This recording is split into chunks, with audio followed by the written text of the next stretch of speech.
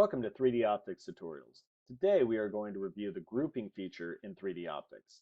First, we need to create a file. I pre-populated this file so we can just move into the project.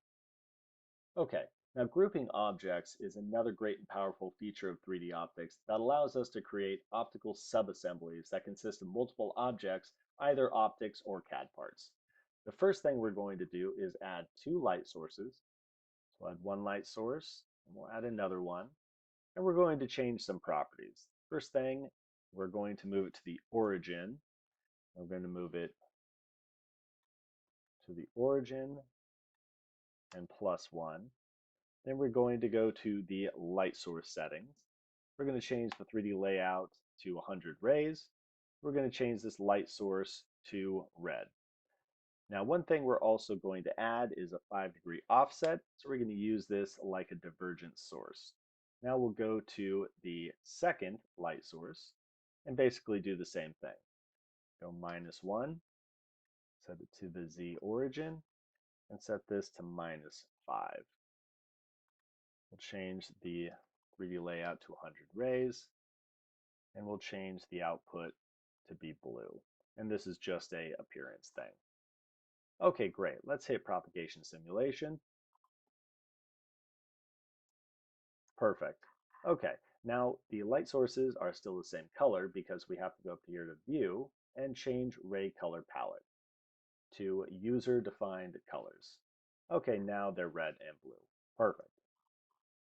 All right, we are going to add one more light source. We're actually going to go here to the outliner bar and click on the filter drop down and go to Light. And we're going to select the NKT Photonics Super K. All right, now that has rendered in the 3D view, we're going to set this to the origin as well. And notice that the origin of the coordinate system for both the NKT light source and the two light sources added earlier are in the same location. Okay, so this will be our first group. And this makes sense because they are all light sources, so they should probably move together. Now we're going to go up here to the top taskbar. We'll click on the group tool, and this is going to bring up the group tool window. Now it's going to ask for us to click on parts to add to the group. Now we do have to click on the parts in the 3D viewer. We can't do it in the outliner. So the first thing we'll click on is the NKT light source, and then we'll zoom in a little and we will click on the other two light sources here. Oh, let's see if we can get the other one here. Okay, and after a few clicks, we've got all the light sources selected. All right, now we are going to rename this group to light sources. And if we click OK and look in the outliner bar, we can see that we have a light sources group. And if we expand this bar, we can see what is part of that group. So we have light source 1, 2, and 3. Okay, now that our light sources are grouped together, if we click on the group, which is light sources, and we go to the right ribbon bar, we can see that we can move this around, and it will move around all items in the group.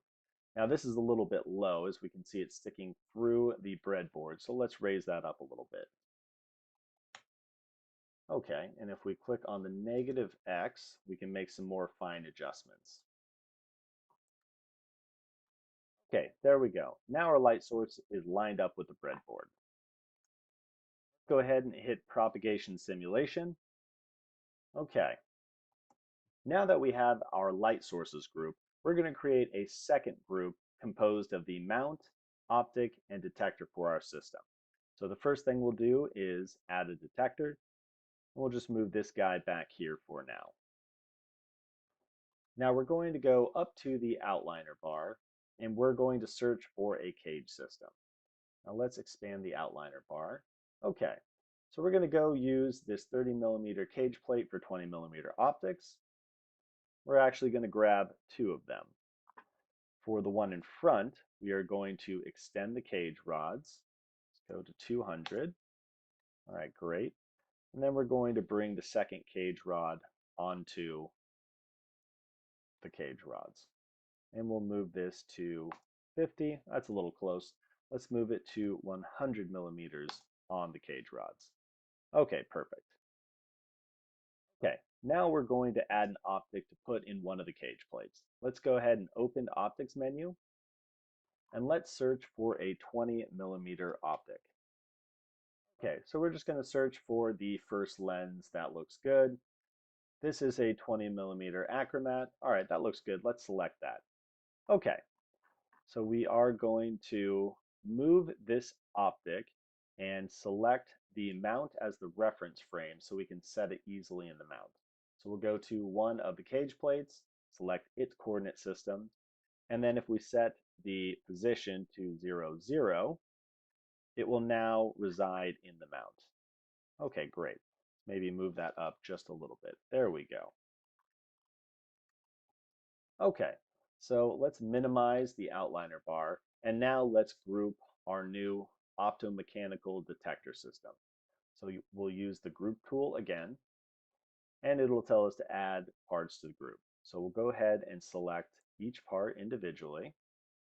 As you can see, it will populate up here in the window. Now we're not going to add the lens because it's attached to the cage plate anyway, so there's really no need to make it part of the group. Okay, so we will now name this our optics and detector assembly, and then we'll click OK. Okay, and one quick adjustment, we're actually going to remove the detector from the group. So we're going to edit the group, and we're actually going to realign this to the origin of the cage plate. So we're going to select reference system, we're going to go to the lens, and then we'll select the origin as well, and probably 200 millimeters away. All right, now this is aligned with the optomechanical mount here. All right, great. Now we'll go back and right click on optics detectors, edit group, and we'll add the detector back in. Now everything's aligned. Okay, great.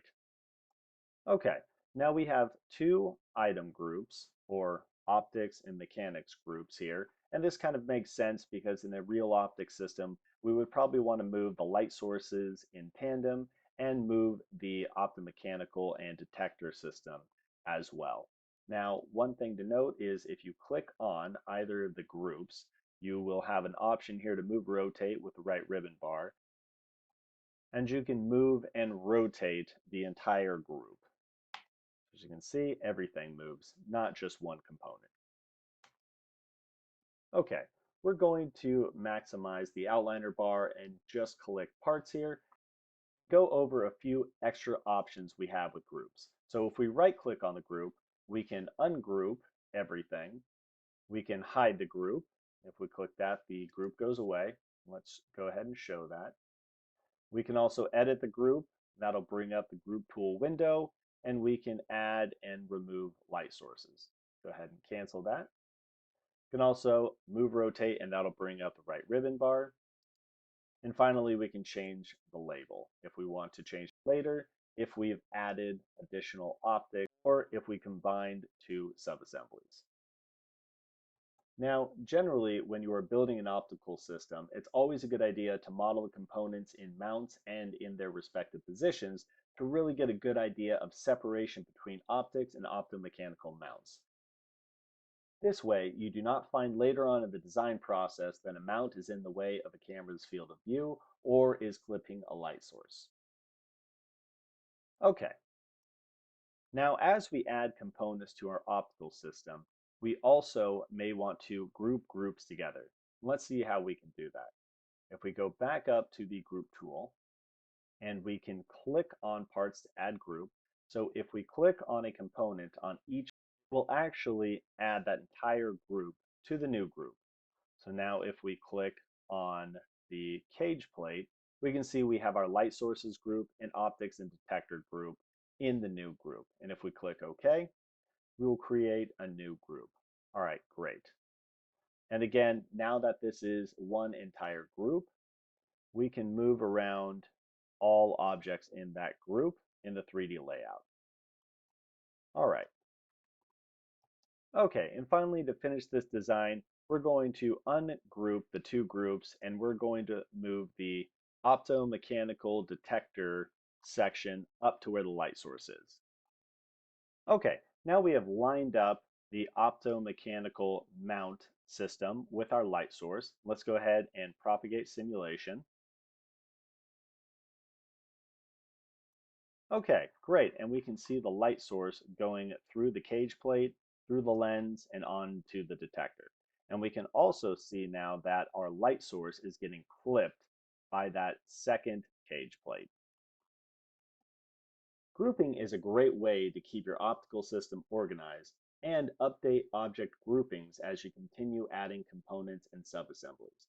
Building a faithful recreation of your optical system and being able to group subassemblies together and move them around dynamically is a very helpful feature. I hope that the grouping feature is clear now and helps you in designing high quality optical systems in 3D optics.